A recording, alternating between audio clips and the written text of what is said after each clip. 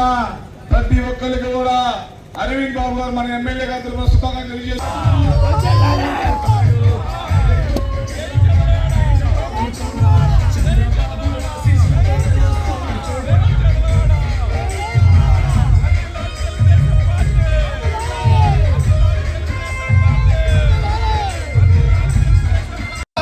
మన 25వ వార్డులో ఘనంగా జెండా ఆవిష్కరణను డాక్టర్ కోడెల సుప్రసాద్ గారి విగ్రహం శంకుస్థాపన కార్యక్రమం జరుగుతుంది. ఈ యొక్క కార్యక్రమానికి వచ్చిన doctor daring and dashing man doctor Chandrababu Aravind Babu గారికి మా ప్రత్యేక ధన్యవాదాలు తెలుపుతున్న కార్యకర్తల తరఫున తెలుగుదేశం పార్టీ 44వ ఆవిర్భావ దినోత్సవం సందర్భంగా 25వ వార్డులో తెలుగుదేశం పార్టీ కార్యకర్తలు నాయకులందరూ కూడా ఇవాళ జెండా పండుగ చేసుకోవడం అనేది చాలా సంతోషంగా ఉంది.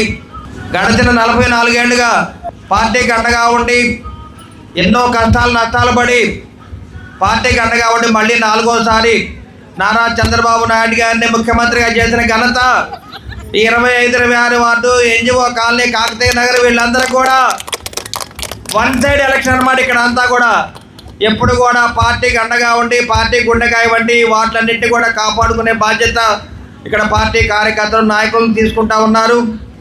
ఎప్పుడు కూడా కష్టాలు లెక్క చేయలేదు.